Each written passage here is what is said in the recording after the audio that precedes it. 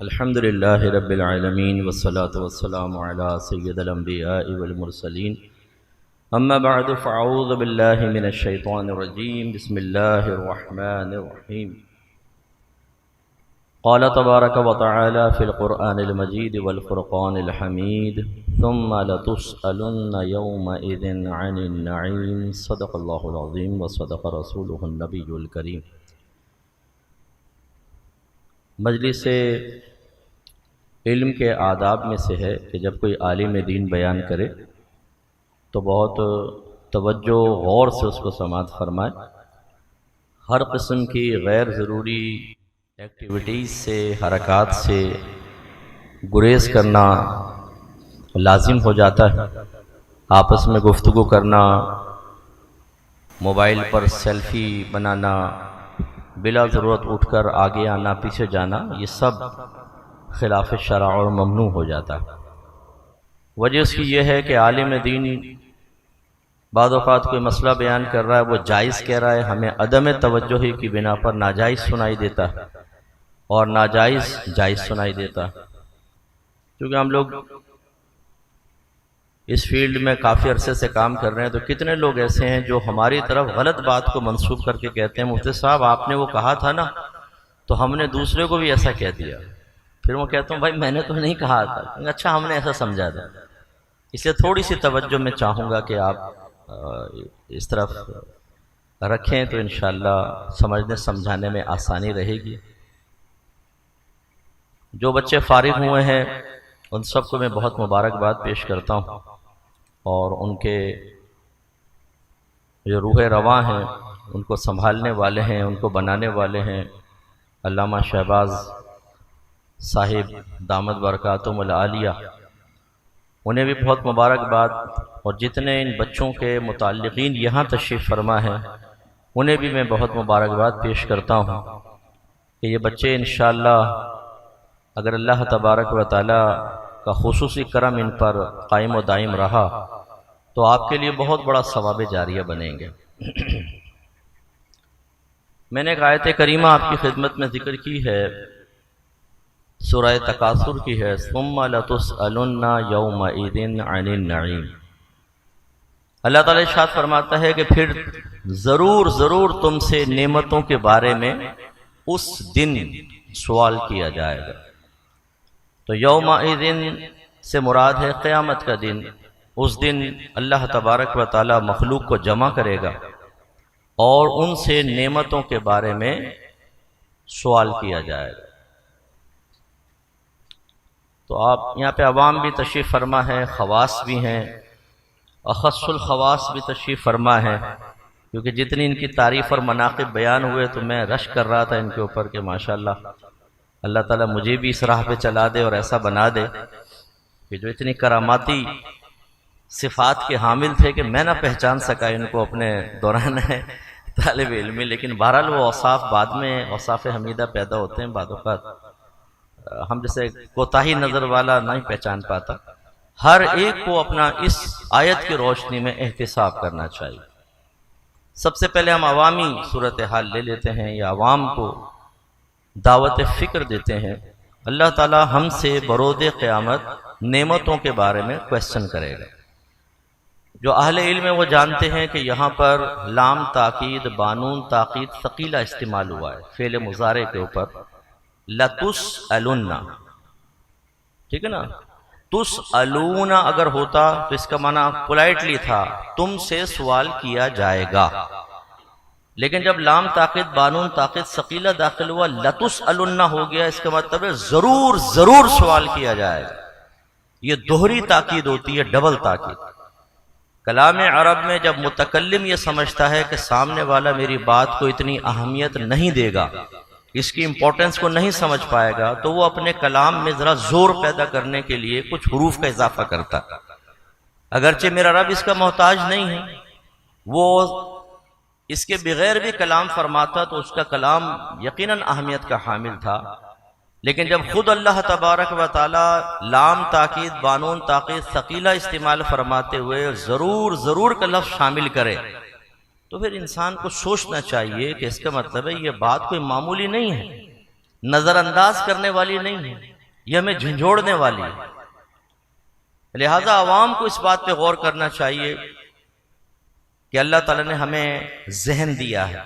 ठीक है ना, कुछ पागल होते हैं, गंदगी खा रहे हैं, शोर शराबा कर रहे हैं, जिंदगी के मकासद से बिल्कुल गाफिल हैं, पेशाब कर रहे हैं, गंदगी में लिथड़े हुए हैं, बेचारे मोहताज हैं, दूसरे उनकी हिफाजत कर रहे हैं। लेकिन अल्लाह ने हमें दिमाग दिया, सोचने की ताकत अता फरमाई, फिर इंसान बनाया, जानवर नहीं बनाया। जानवर के पास अकल नहीं होती, हमारे पास अकल है। आंखें दी अल्लाह ने, कान दिए, जबान दी, हाथ पैर। इसी तरह अल्लाह तबारक व तआला ने रिश्तेदार अता फरमाए, उनमें माँ बाप हैं, बीवी बच्चे हैं, दोस्त अहबाब और दीगर रिश्तेदार। अल्लाह ने हमें प्यारे प्यारे खाने अता फरमाए हैं और दीगर हिज़्ज़े नफ्स उठाने वाली चीज़ें दी हैं। और वाज़ेह इरशाद फरमाया कि हुवल्लज़ी खलक़ लकुम मा फ़िल अर्दि जमीआ, अल्लाह ताला वो ज़ात है जिसने ज़मीन पर जो कुछ है तुम्हारे नफ़े के लिए पैदा किया। ये नस्से सरी है इस बात के ऊपर कि आप हर चीज़ से नफ़ा उठा सकते हैं, वो आपके लिए तय्यब है, हलाल है, पाक है, सिवाय उसके कि जिसका इस्तिस्ना हो जाएगा या जो दीगर दलाइल से इस आयत से खारिज हो जाएंगे। जैसे शराब के बारे में अलग वईद आ गई, सूअर को मना कर दिया, हराम माल को मना कर दिया, उसको निकाल दें, बाकी तमाम चीज़ों से आप इस्तिफादा कर सकते हैं और उन नेमतों से हिज़ हासिल कर सकते हैं। अब अल्लाह ताला आपसे फरमा रहे हैं कि तुमसे जरूर इन नेमतों के बारे में क्वेश्चन होगा। इसका मतलब है दिमाग के बारे में सवाल होगा, आंख को कैसे इस्तेमाल किया इसके बारे में, कान के बारे में, जबान के बारे में, हाथों के बारे में, पैरों के बारे में क्वेश्चन होगा। और सवाल क्या होगा कि तुमने इसको कैसे इस्तेमाल किया, क्या इसका शुक्र अदा किया, क्या इसका हक अदा किया या नहीं किया। लिहाजा तवज्जो फरमाइएगा, मुस्लिम की रिवायत है, नबी करीम सल्लल्लाहु अलैहि वसल्लम इरशाद फरमाते हैं कि अल्लाह तबारक व तआला सबसे पहले 3 अशखास को अपने सामने बुलाएगा। उनमें से एक शहीद होगा, दूसरा कारी साहब होंगे जिन्होंने बड़ा कुरान पढ़ा, और तीसरा सखी होगा जिसने अल्लाह के राह में बहुत माल खर्च किया। अल्लाह ताला पहले शहीद को बुलाएगा, उसे अपनी नेमतें याद करवाएगा, ये नेमतें दी, हाँ दी। फिर अल्लाह ताला फरमाएगा अच्छा तूने इसका क्या शुक्र अदा किया, क्या इसका हक अदा किया। वो जवाब में कहेगा कि या रब्बे करीम, मैंने तेरी राह में जिहाद किया, हत्ता कि अपनी जान तेरी राह में कुर्बान कर दी। अल्लाह ताला जवाबन इरशाद फरमाएगा तूने झूठ बोला, तूने इसलिए शहादत हासिल की ताकि तुझे शहीद कह लिया जाए, मशहूर होने के, और वो तो तुझे कह लिया गया। फिर कारी साहब का नंबर आएगा, हाँ भाई तुमने नेमत तुम्हें मिली, जी हाँ मिली, क्या किया, मैंने कुरान पढ़ा और कुरान पढ़ाया, कुरान की तिलावत की। अल्लाह ताला फरमाएगा और कहेगा क्या, तेरी रिज़ा की खातिर। अल्लाह ताला फरमाएगा तूने झूठ बोला, तूने इसलिए कुरान पढ़ा ताकि तुझे कारी कह लिया जाए, सो वो तो तुझे कह लिया गया। फिर सखी को लाया जाएगा, उसको नेमतें याद दिलाई जाएंगी, वो इकरार करेगा। अल्लाह ताला फरमाएगा जवाबन क्या किया, वो कहेगा या रब्बे करीम मैंने तेरी राह में अपना पैसा खूब खर्च किया। अल्लाह ताला फरमाएगा कि नहीं, तूने झूठ बोला, तूने इसलिए पैसा खर्च किया ताकि तुझे सखी कह लिया जाए। रहमत कौनैन सल्लल्लाहु अलैहि वसल्लम इरशाद फरमाते हैं, इसके बाद अल्लाह ताला हुक्म फरमाएगा कि इनको मुंह के बल घसीट कर जहन्नम में फेंक दिया जाए। और एक रिवायत में रहमत कौनैन सल्लल्लाहु अलैहि वसल्लम फरमाते हैं ये पहले 3 अशखास होंगे जिन्हें जहन्नम में फेंक कर जहन्नम की आग को भड़काया जाए। इसका मतलब यह हुआ कि 2 चीजें अभी आयत और हदीस की रोशनी में। नंबर 1 एहतिसाब यह है कि जो अल्लाह तबारक व तआला ने नेमत अता फरमाई, हमने उसका हक अदा किया कि नहीं किया, उसका शुक्र अदा किया कि या नहीं किया। बरोज़े क़यामत इन नेमतों के जवाब देने के लिए अपने आप को तैयार किया या नहीं किया। और दूसरा, अगर किया तो अल्लाह की रिज़ा की खातिर किया या रियाकाराना तौर पर किया। तो जब हम पहले क्वेश्चन की तरफ आते हैं, हमेशा याद रखिए कि जब आप कोई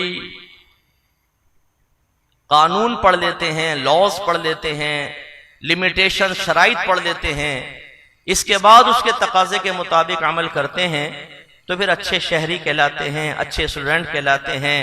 आप अच्छे पॉलिटिशियन कहलाते हैं, और बहुत सारे नाम आपको दिए जा सकते हैं शोबे के एतबार से। तो पहली चीज क्या होती है कि आदमी के पास इल्म हो। जब इल्म होगा तो वो फिर इल्म के मुताबिक, शरई तकाजे के मुताबिक अमल करेगा। लिहाजा हमसे दिमाग के बारे में क्वेश्चन होगा कहां इस्तेमाल किया, तो इसका मतलब है ये इल्म होना चाहिए कि दिमाग का सही इस्तेमाल क्या है, अल्लाह की रिजा की खातिर इसका इस्तेमाल क्या है, कौन सी लिमिटेशंस हैं कि वहां तक मैं सोच सकता हूं, इसके बाद नहीं। लिहाजा बाज खराब किस्म के मंसूबे बनाते हैं, इधर से वरासत दबा लूंगा, इधर से लेग पुलिंग करूंगा, इसकी इज्जत खराब करूंगा, यहां से रिश्वत, यहां से सूद, यहां से झूठ बोलकर पैसा कमाऊंगा। अपने जहन को खराब और गंदे कामों में इंसान इस्तेमाल कर रहा है। या हमारे नौजवान जो आजकल फेसबुक पर, सोशल मीडिया पर इंतहाई फ़आल हैं, 5 मिनट की नमाज पढ़ते हुए मौत आती है, अल्लाह का रिस्क खाकर उसके दुश्मन शैतान की बात मानते हुए अल्लाह की बारगाह में सर्व सुजूद होना भारी हो जाता है। मस्जिद के सामने खड़े होते हैं, हय्या अलस सलाह हय्या अल फलाह की मौज़िन सदाएं लगा रहा होता है, सामने से नमाजी निकल निकल के मस्जिद में जा रहे होते हैं, लेकिन बदबख्ती का आलम यह होता है कि खड़े हुए नहीं जा रहे मस्जिद के अंदर। ऐसे हमारे घरों के अंदर फजर की नमाज में सो रहे हैं पड़े हुए। हम में से बहुत सारे ऐसे होंगे जिन्होंने कई महीने गुजर गए फजर की नमाज नहीं पढ़ी होगी। और फिर इस किस्म के नौजवान जाते हैं सोशल मीडिया पर, ये क्लिप देख रहे हैं, वो क्लिप देखा, लड़कियों के डांस, खूबसूरत लड़कियों की अदाएं, पोर्न वेबसाइट्स के विजिट, सोशल फेसबुक पर बैठकर लड़कियों से दोस्तियां, कांटे डाल के बैठे हुए हैं कि कोई तो फंसेगी कभी। बात तो बोलते हैं अपने दोस्तों से, यार दुआ करना तेरे भाई को भी कोई भाभी मिल जाए। वो भाभी भी फिर ऐसी मिलती है, कहते हैं वो मिल गई मिल गई मिल गई। अबे भाई बेवकूफो, अगर तुम्हें फेसबुक पे कोई लड़की मिल भी गई, वो पहली 6 लड़कों के साथ चक्कर चला रही होगी, तुम 7वें होगे जो फंस गए, तो उसने कहा इसलिए काम निकाल लो। वो शरीफ लड़की बैठ सकती है सोशल मीडिया पर लड़कों से दोस्ती करने वाली, कह रहा हूं, वो कर सकती है? नहीं कर सकती ना। और वो आप ये देखेंगे हमारे बहुत से नौजवान ना रश्क भरी निगाहों से देखते हैं सोशल मीडिया पर, एक स्वीडन की लड़की से दोस्ती हो गई, वो पाकिस्तान आ गई, निकाह हो गया। आपने रश्क भरी निगाहों से तो देख लिया, अब जरा उसके घर पे जाके मालूम कर लें स्वीडन वाली कितनी मुसीबत बन गई होगी। वो ना सास की सुनेगी, ना ससुर की सुनेगी, ना शौहर की सुनेगी। जब चाहे वो खाएगी, जब पिएगी, जब सोएगी। आधे वो कपड़े पहनकर बाहर निकल जाएगी चौधरियों के दरमियान, वो शौहर बेचारा परेशान हो, खींच खींच के थक जाएगा, बोलेगी फंडामेंटल मुस्लिम्स ना बनो भाई, बैकवर्ड ना बनो। स्वीडन की है ना साहब। तो ये जो जितने हमारे बहुत, आप तो अच्छे लोग हैं, मैं दूसरे नौजवानों की बात कर रहा हूं जो यहाँ एक भी मौजूद नहीं है ना, आप तो सब माशाल्लाह बहुत अच्छे अच्छे लोग हैं। वो बाहर वालों की बात कर रहा हूं, वो समझते हैं कि बाहर की औरत से निकाह हो जाएगा तो पता नहीं क्या होगा। वो गोरी चमड़ी होती है ना, तो पर्दा तो उसको करवाना ही नहीं है, वरना फिर मजा कैसे आएगा। वो 10 के सामने निकलेगी और यूं सब देखेंगे भी अंग्रेजनी आ गई, अंग्रेजनी आ गई, तो अपने को हीरो बनने का मौका मिलेगा। और कोई तो है ही नहीं सलाहियत कि हम हीरो बन जाएं, तो चलो इसी जिहद से हीरो बन जाए। तो ये जो नौजवान होते हैं, ये फिर क्या होता है कि गंदा जहनी से महफूज नहीं रह सकते, हर वक्त गंदे ख्याल, कोई जिना का ख्याल, कभी गंदे और तस्वुरात, कभी और मसाइल। वो इसीलिए कि इल्म नहीं है, वो गंदी चीजों की तरफ आ जाते हैं। ऐसी बदनिगाही, बहुत सारे नौजवान ऐसे होते हैं जो रोड पे खड़े होंगे, कोई बुरके वाली भी जाएगी ना, तो वैसे हमें हुस्न जन कायम रखना चाहिए कि ये वो मुखलिस भाई है जो अपनी निगाहों की हिफाजत में एक बहन को घर के दरवाजे तक छोड़ना चाहता है ना। तो यूं देखेंगे, अबे भाई निगाह हटा ले यार, तेरी बहन, तेरी भाभी, तेरी माँ गुजर रही हो और कोई इस तरह देखे तो तुम्हें गुस्सा आ जाएगा, लेकिन तुम दूसरे की बहन के ऊपर से निगाह हटाने के लिए तैयार नहीं। नजर कुछ भी नहीं आ रहा, बुर्का पहना हुआ है, वो भी ढीला बुर्का, लेकिन ठिरक इतनी है कि वो निगाह हटाने के लिए तैयार नहीं है कि चलो ना होने से फूल नहीं तो फूल की पत्ती सही, गुलाब का फूल नहीं तो गोभी के फूल को सूंघ ले आदमी, चलो भाई ये इसी मकूले पे अमल कर ले। ये नहीं सोचते कि अब ये आंखों का इस्तेमाल कहां जायज था, कहां नाजायज था। ऐसे जबान का इस्तेमाल जब इल्मी नहीं है तो इस्तेमाल कर रहे होते हैं, कलिमात कुफ्र निकल रहे होते हैं बादों की जबान से। मैं आप सबसे कहता हूं अपनी बीवियों को लाजिम आप भी सीखें और अपनी बीवियों को कलिमाते कुफर का इल्म सिखाएं, वरना यह हो सकता है आपको पता भी ना हो और आपकी बीवी किसी पड़ोसन के साथ बातें करते हुए कोई कलिमा कुफर जबान से निकाले, उसका ईमान खत्म हो जाए और आपका ताल्लुक उसके साथ हराम ताल्लुक शुरू हो जाए। आपके नबी करीम सल्लल्लाहु अलैहि वसल्लम ने फरमाया कि बाज़ औक़ात इंसान जबान से कलिमा निकालता है और उसे उसकी अहमियत का और कबाहत का एहसास भी नहीं होता, लेकिन वही कलिमा उसे जहन्नम में ले जाने का सबब बन जाता है। ऐसे हाथों का इस्तेमाल, ऐसे सितर का इस्तेमाल, शादी तो कर लेते हैं, शादी के बारे में मालूम ही नहीं। और में हम जब इस किस्म की बातें कहते हैं, बाज लोग कहते हैं कि साहब ये ऐसी बातें, क्योंकि हमें बड़ी अजनबी सी महसूस होती हैं कि अगर हम रिलेशन के बातें करें या कोई, हालांकि हमारे मजहब का हिस्सा है। बाहर के मुल्कों में तो सेक्स एजुकेशन करवाई जाती है बाकायदा, हमारे यहाँ तो सेक्स का नाम ले दें और हम जैसे दाढ़ी वाले के मुंह से सेक्स का नाम ले, सेक्स, अरे भाई सेक्स कोई बुरी चीज कोई है? सेक्स तो एक सही चीज है, हमारा मजहब इसकी तालीम देता है, इसका इल्म सीखना चाहिए। शादी हो जाने के बाद बाद औकात और खुसूसन वो नौजवान कि जो सोशल मीडिया पर मुख्तलिफ चीजों के साथ ज्वाइन होकर और अपने अंदर बहुत सारी ख्वाहिशात और उमंगे बेदार कर चुके होते हैं और तालीम शरअ से बिल्कुल खाली होते हैं, उन्हें नहीं मालूम होता कि जायज रिलेशन क्या है और नाजायज क्या है। एक साहब ने मुझे मेल की, मुफ्ती साहब वैसे तो मैं जानता हूं कि ये गुनाह है, लेकिन मैंने कहा चलो आपसे पूछ लो। ये सादतें मुझे बख्शते रहते हैं ना, बड़े इल्म होते हैं, सातवें आसमान पर होते हैं, लेकिन हम जैसे जो कम इल्म होते हैं कभी उनको भी सादत बख्श देते हैं कि चलो इनसे भी पूछ लो। तो वैसे तो मैं जानता हूं ये गुनाह है, लेकिन ज़ौजा के साथ ये मामला जायज है कि ना जायज? मैंने कहा ये बिल्कुल जायज है और इमाम आजम अबू हनीफा रदी अल्लाह तआला अन्हु ने फरमाया कि अगर अच्छी नीयत के साथ हो तो उस पर सवाब का तरत्तुब भी होगा। फिर वो इस्तिग़फ़ार और लाहौल के वजीफों की तरफ बढ़ गया फौरन, ओहो अच्छा ये तो मुझे पता ही नहीं था। जब पता ही नहीं तो सीखो ना भाई, हालत हैज में ज़ौजा से कितना ताल्लुक कायम कर सकते हैं कितना नहीं, बहुत सारे लोग नहीं जानते। हालत हैज में बीवी से अगर जिस्मानी ताल्लुक कायम कर लिया जाए, बाकायदा दुखूल हो जाए, ये हराम है, इसे वतीय हराम कहते हैं। अगर इसमें हमल ठहर जाए, जो इस वक्त तो नहीं ठहरेगा क्योंकि जो हैज का खून है ये औरत के रहम से आता है, बच्चा दानी से आता है। फिर जब हमल ठहरता है तो ये बच्चा दानी का मुंह बंद हो जाता है और यही खून हैज 9 महीने तक बच्चे के ग़िज़ा बनता है। अल्लाह की हिकमत देखें। अब जब हैज है आ रहा है तो इसका मतलब है कि रहम का मुंह खुला हुआ है, हमल तो ठहर नहीं सकता। लेकिन अगर आपने स्टडी की हो तो अल्लाह ताला की ये भी कुदरत कामिला को देखें जरा कि मर्द के स्पर्म जब औरत के अंदर दाखिल होते हैं तो बाद औक़ात वो बेहोश हो जाते हैं और 6-6 महीने बेहोश रहते हैं, 6-6 महीने बाद औक़ात फिर वो उठते हैं तो जो अल्लाह ने उनके कल्ब में इल्हाम डाला हुआ है वो उसके मुताबिक जाते हैं, औरत के एग से मिलते हैं और रहम के अंदर दाखिल हो जाते हैं। तो इसलिए उस वक्त तो हमल नहीं ठहरेगा, लेकिन हो सकता है बाद में जब हैज बंद हो हमल ठहर जाए। अब जो बच्चा पैदा होगा वो वलदुल हराम होगा, याद रखें, वलदुल जिना नहीं होगा, वलदुल हराम होगा। इसमें फर्क होता है। अजनबी औरत से अगर कोई जिस्मानी ताल्लुक कायम करे ये जिना कहलाता है, और अब जो बच्चा पैदा होगा इसको वलदुल जिना कहेंगे, और इसका नसब बाप से साबित नहीं होगा। मैदान महशर में सिर्फ उसे मां के नाम से पुकारा जाएगा, बाप के नाम से नहीं।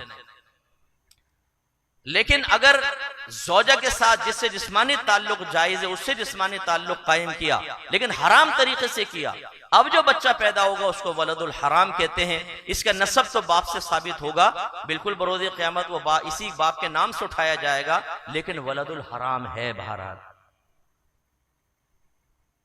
अब ये ज़िम्नन, खैर इससे मुतालिक नहीं, लेकिन ज़िम्नन बात, आप में से बहुत सारों को यही नहीं पता होगा कि मुँह ज़ेर नाफ की मिकदार क्या है। मैं गारंटी से कहता हूं, इसलिए कि इन मसाइल को पूछते हुए आती है शर्म। अच्छा, औरतों को देखते हुए शर्म नहीं आएगी? हज करके हाजी साहब बैठ के डांस देख रहे होंगे बहुओं के साथ और बेटों के साथ, उसमें शर्म नहीं आएगी, मसाइल पूछने में शर्म आएगी। मुस्लिम की रिवायत है कि एक मर्तबा, मैं आपको एक बात समझाता हूं, इन मसाइल में शर्म नहीं करनी चाहिए। सहाबा में इख्तिलाफ हुआ, अंसार सहाबा ये कह रहे थे कि अगर कोई ज़ौजा से जिस्मानी ताल्लुक कायम करे तो जब तक इंजाल ना हो गुस्ल वाजिब नहीं होगा। दीगर सहाबा जो थे, मुहाजिर सहाबा, वो कह रहे थे अगर जिस्मानी ताल्लुक कायम हुआ, इंजाल हुआ नहीं हुआ, दोनों पे गुस्ल वाजिब हो जाएगा। हजरत अबू मूसा अशारी रदी अल्लाह तआला अन्हु कहते हैं कि मैंने कहा ठहरो मैं तुम्हारी तसल्ली करता हूं। मैं गया सईदा आयशा सिद्दीका रदी अल्लाह तआला अन्हा के पास और जाकर कहा कि ए मोमिनीन की वालिदा, मैं आपसे एक मसला पूछना चाहता हूं लेकिन मुझे शर्म आती है। सईदा आयशा सिद्दीका रदी अल्लाह तआला अन्हा ने फरमाया कि ये बताओ, अगर तुम अपनी सगी माँ से कोई मसला मालूम करते तो शर्म करते, तो मैं भी तुम्हारी माँ हूं, तुम्हारी रूहानी वालिदा हूं, तुम क्वेश्चन करो। कहा कि सहाबा में इख्तिलाफ हो गया है कि गुस्ल किस सूरत में वाजिब होगा, तो आपने फरमाया मैं तुम्हें हदीस सुना देती हूँ। नबी करीम सल्लल्लाहु अलैहि वसल्लम ने इरशाद फरमाया कि जिसका खुलासा ये है कि जब मर्द औरत में मिलाप होता है तो जैसे ही मिलाप होता है दोनों पे गुस्ल वाजिब हो जाता है। ये कौन जवाब दे रहा है? हमारी वालिदा जवाब दे रही हैं। सईदा आयशा सिद्दीका तय्यबा ताहिरा मुज्तहिदा जवाब दे रही हैं और सहाबा को सिखा रही हैं मसाइल, क्योंकि ये बहुत से मसाइल ऐसे थे जो सईदा आयशा से ही सीख सकते थे, सरकार ने खास उनको बताए थे। तो अब हम करते हैं शर्म। अब हमें ये मालूम नहीं होता कि जिस्मानी रिलेशन कहां तक जायज है कहां तक नाजायज है। अभी रमजान आ रहा है, बहुत सौ को मालूम ही नहीं होता कितना बीवी से ताल्लुक कायम कर सकते हैं कितना नहीं, वो फिर हद से आगे बढ़ जाते हैं। इसी तरह बीवी हामिला है तो जिस्मानी ताल्लुक हो सकता है कि नहीं हो सकता, मसला ही मालूम नहीं है। तो खुलासे कलाम ये है कि अगर इल्म नहीं होगा तो आदमी को कैसे पता चलेगा कि मैं अपने सितर का दुरुस्त इस्तेमाल कर रहा हूं कि नहीं कर रहा हूं, और जब नहीं पता चलेगा तो बरोज़ क़यामत हिसाब व किताब कैसे देगा इस नेमत का। ऐसे हम दोस्तियां करते हैं, हमने कभी सीखा है कि जायज दोस्ती कौन सी है, नाजायज कौन सी है, किसके साथ हम दोस्ती कर सकते हैं और किसके साथ दोस्ती करना मना है। नबी करीम सल्लल्लाहु अलैहि वसल्लम ने दोस्त का मायार क्या रखा है? हमारे नजदीक तो मायार ये है कि जो चटपटी बातों से, गंदी बातों से हमें फायदा पहुंचाए, नुकसान से बचाए, हमें कोई नफे दे दे दुनियावी लिहाज से, चाहे वो ढाबे पे बैठकर कोयटा होटल की चाय क्यों ना हो, एक सिगरेट ही पिला दे, कहते यार बड़ा अच्छा दोस्त है, जब जाते हैं गोल्ड लिफ्ट निकाल के दे देता, इतना अच्छा दोस्त, वाह सुभान अल्लाह, इसलिए दोस्ती कर ली उसने। वैसे वो माँ बहन की गालियां बकता है, वो गंदी हरकतें करता है, नमाज कभी पढ़ी नहीं, कुरान पढ़ के भूल चुका है, हर वक्त गंदे ख्यालात में गरक रहता है, माँ बाप के सीने पे चढ़ के बदतमीजियां करने के लिए तैयार रहता है, लेकिन वो चूंकि हमारे हक में अच्छा है तो इसलिए अच्छा दोस्त। ऐसे माल कमाना और माल खर्च करना ये दोनों नेमतें याद रखें। माल आप जायज तरीके से कमाएंगे, नबी करीम सल्लल्लाहु अलैहि वसल्लम ने हलाल कमाने वाले को हबीबुल्लाह करार दिया है, वो अल्लाह का हबीब है, जो कासिब है, हलाल का कासिब अल्लाह का महबूब होता है। और खर्च करेंगे तो बाद औकात आप अल्लाह की रिजा की खातिर जब खर्च करते हैं, मेरे आका सल्लल्लाहु अलैहि वसल्लम ने फरमाया कि बाद औकात इंसान एक खजूर की गुठली के बराबर कोई चीज सदका करता है तो अल्लाह ताला उसे ऐसा पालता है जैसे तुम में से कोई अपने पहले बच्चे को पालता है, हत्ता कि वो सदका पहाड़ के बराबर हो जाता है और बरोज़ क़यामत वो पहाड़ के बराबर सदका मिलेगा। अब ये मालूम होना चाहिए कि माल के कमाने के जराए हलाल कौन से और कौन से नहीं। ये मैं बारहा चीज बयान करते रहता हूं, आपने शायद पहले भी सुन ली होगी। एक आदमी को दरसे कुरान की दावत दी तो कहने लगा कि मुझसे टाइम नहीं होता, बीवी बच्चों के लिए हलाल कमाना भी तो इबादत है। गोया कि बस वो इबादत मैंने पकड़ ली है, उसके बाद ना नमाज की फुर्सत है, ना कुरान सीखने की है, ना उलमा की सोबत में रहने की है, ना अपनी नेमतों के दुरुस्त इस्तेमाल का इल्म सीखने की जरूरत है। तो हमने फिर दायरे दब में रहकर उससे पूछा कि ये बताएं रिज़्क़ हलाल कहते किसको है? थोड़ी देर सोचता रहा, कहने लगा आप बताएं। मैंने कहा माशाल्लाह कमा आप रहे हैं और बताऊं मैं, बड़ी बात है ना। आप में से भी बहुत सारों से मालूम कर लें हलाल कमा रहे हैं कि हराम। ला हौल वला कुव्वत, मुफ्ती साहब हलाल कमा रहे हैं। अच्छा हलाल किसे कहते हैं ये पता नहीं। नाराज मत होइएगा, मैं कोई आपके इम्तिहान नहीं ले रहा हूं, ना खुदा ना खास्ता आपको हकीर साबित करना मकसूद है, ना कोई अपनी इल्मियत झाड़ना मकसूद है, लेकिन जब तक इन बातों पे गौर नहीं करेंगे हकीकतन अपने रब का कुर्ब कभी हासिल नहीं कर सकते। मैदान माशर में अपने एहतिसाब से कभी भी आप बच नहीं सकते। वहां पर अगर एहतिसाब हो गया बड़ा सख्त एहतिसाब होगा। ऐसे माल खर्च करना भी इसका भी एक इल्म है। मस्जिदों में खड़े हो जाते हैं, मेरा बच्चा मर गया, मेरा ये हो गया वो हो गया, मुझे पैसे दे दें। हम फौरन नहीं भैया बेचारे को दे दो। अरे भाई फ्रॉडी होते हैं पक्के, ये इन्हें देना हराम है। जो मस्जिद में खड़े होकर अपने लिए सवाल करे, याद रखें वो हराम सवाल कर रहा है, इसको देना बहुत बड़ा गुनाह है।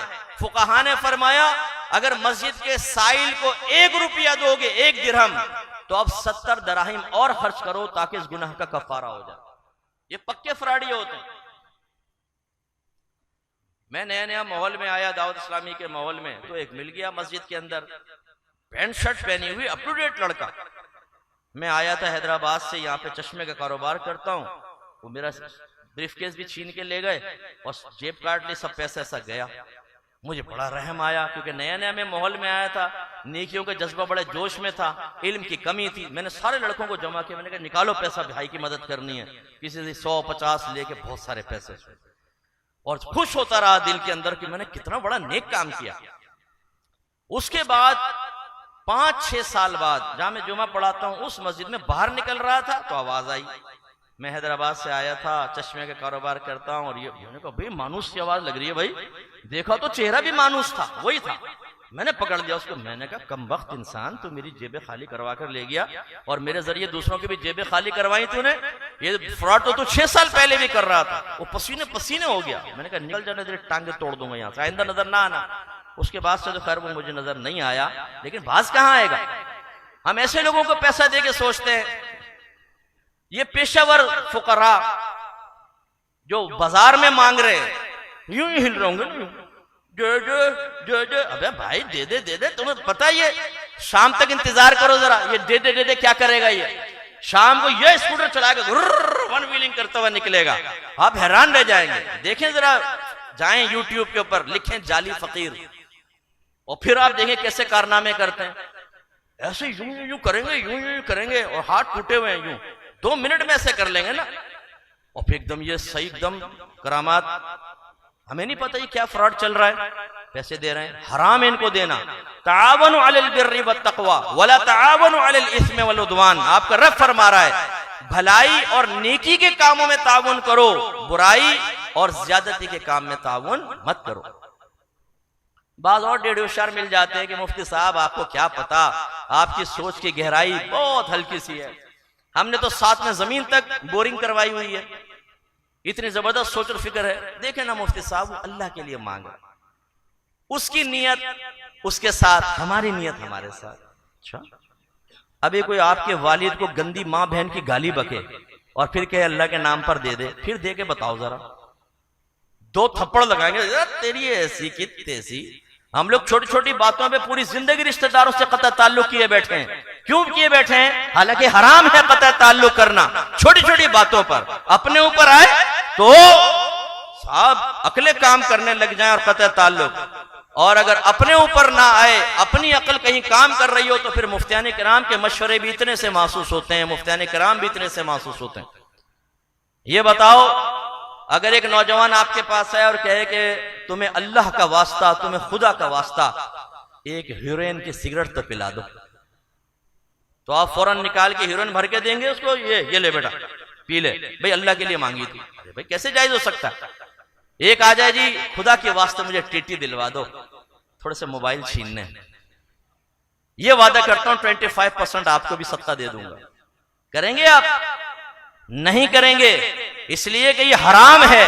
और इसी के ज़िम्न में अब ये लफ्ज़ ने सदका इस्तेमाल किया। ज़हन में रखें, जो हराम में कतई हो, अगर उसे सदक़े की नियत से, यानी अल्लाह ताला की रिज़ा की खातिर सदका करेंगे, कहीं देंगे, इंसान दायरे इस्लाम से खारिज हो जाएगा। इसका मतलब है इल्म सीखना कितना जरूरी हुआ। ऐसे ही बहुत सारे यहाँ पे माशाल्लाह सरताज बैठे होंगे, शादीशुदा हैं आप, शोहर हैं, सरताज तशरीफ फरमा है, हाकिम, औरत पर हाकिम, लेकिन ये पता ही नहीं है कि हाकिम की जिम्मेदारियां क्या है। हाकिम होना एक नेमत है ना अल्लाह की। देखें आपकी शादी होती है, चाय आ रही है, खाना आ रहा है, स्त्री शुदा कपड़े आ रहे हैं, बीवी से बातें कर रहे हैं, हिज़्ज़े नफ्स भी हासिल कर रहे हैं, बच्चे भी हासिल हो रहे हैं, पूरा घर साफ सुथरा आपको मिल रहा है। अगर बात सलीका औरत हो तो उसकी बात कर रहा हूँ, वरना बात तो आने के बाद पूरे घर का बेड़ा गर्क कर देती हैं। वो इतनी गंदी और गलीज होती हैं, यहाँ पिचकारी, यहाँ पिचकारी, और गंदा वो पड़ा हुआ है पूरा घर। सिंक में जाकर देखो तो मक्खियां बरस रही हैं उसके ऊपर, आटा खुला हुआ है, गूंद के आटा छोड़ दिया, उस पर काली मक्खियों की तह है। आप ये समझेंगे दूर से काला शायद तो कपड़ा डाला हुआ है, लेकिन जब करीब जाएंगे यूं हिलाएंगे तो कपड़ा उड़ जाएगा हवा में और बिखर जाएगा मक्खियों की शक्ल में। ऐसी इनकी बात नहीं कर रहा हूं। अब ये ऐसी जोजा मिल गई, ये सब नेमतें हैं। इन नेमतों के बारे में क्वेश्चन होगा, कैसा आपने बीवी का हक अदा किया, अपने फराइज पूरे किए कि नहीं किए, बीवी की तरबियत जो करनी थी वो तरबियत पूरी की या नहीं की, ये सब इसके बारे में क्वेश्चन होगा। और वो इल्म के बगैर नहीं हो सकता। ऐसे ही बच्चे हो जाते हैं, पहला बेटा, दूसरा बेटा, तुम्हारी बात नहीं कर रहा हूं, तीसरा बेटा, चौथा बेटा, छोड़ोगे चलेंगे ना। कितने बच्चे? माशाल्लाह 4 बेटे हो गए।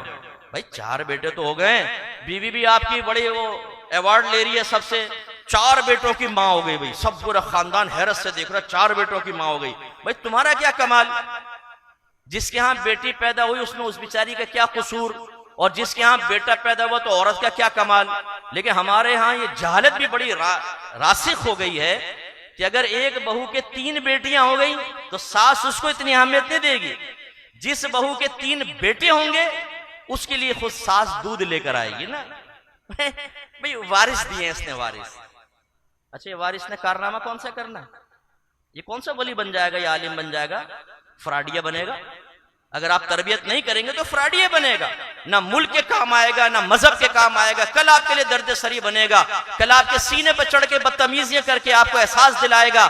और अगर आपने रिस्क हलाल नहीं कमाया, उसमें एहतियात नहीं की, इन बच्चों के पेट में हराम उतारा, तो यही औलाद होगी जो आंखों में आंखें डालकर उस हराम के मनफी असरात को आपके सामने जाहिर कर रही होगी। तो ये औलाद जो है अल्लाह की नेमत है, लेकिन इस नेमत को हासिल करके इसका हक हमने कैसे अदा किया? बरोज़े क़यामत एक बीवी और उसके बच्चे अल्लाह की बारगाह में हाजिर होंगे। बाप को बुलाया जाएगा, कठेरे में बाप आएगा, दावा इसके खिलाफ है, ये मुद्दई है खुद उसके खिलाफ, जिसने खाना दिया था, जिसने कपड़े दिए थे, जिसने इनकी खुशनूदी और इनके चेहरे पे फैली हुई मुस्कुराहट देखने के लिए हराम कमाया था, उसे खड़ा किया जाएगा। हाँ भाई बोलो, क्या कहना चाहते हो? ये बीवी बच्चे कहेंगे कि या रब्बे करीम, इसने हमें हराम खिलाया, हलाल नहीं खिलाया। अगर हलाल खिलाता हम हलाल खाते, आज इससे हमारा हिसाब ले। इसी तरह इतराजात होंगे तो सरकार फरमाते हैं अल्लाह ताला उसकी नेकियां निकालकर इनके नामे अमाल में डालेगा। हिसाब पूरा नहीं होगा तो इनकी बुराइयां निकाल के उस शख्स के नामे अमाल में डाली जाएंगी, और अल्लाह ताला की तरफ से हुक्म होगा इसको जहन्नम में डाल दो। तो एक फरिश्ता निदा करेगा, सरपरस्तों गौर से सुनिए, एक फरिश्ता निदा करेगा, ये वो शख्स है जो अपने बीवी बच्चों की वजह से जहन्नम में चला गया। जितने यहां उलमा बैठे हैं ना, उनको भी मुखातब कर रहा हूं, बीवी बच्चों की सही तरबियत करना। बेटा तुम भी बैठे हो, भी जो गैर शादीशुदा हो ना, ये तूफान तुम्हारे घर में भी आने वाला, पहले से होशियार हो जाओ। अपने बीवी बच्चों की तरबियत करना आपकी जिम्मेदारी है। अब वो उसको कबूल करें ना करें वो अलग बात है, लेकिन सबसे पहले आपको पता होना चाहिए कि तरबियत कैसे होती है।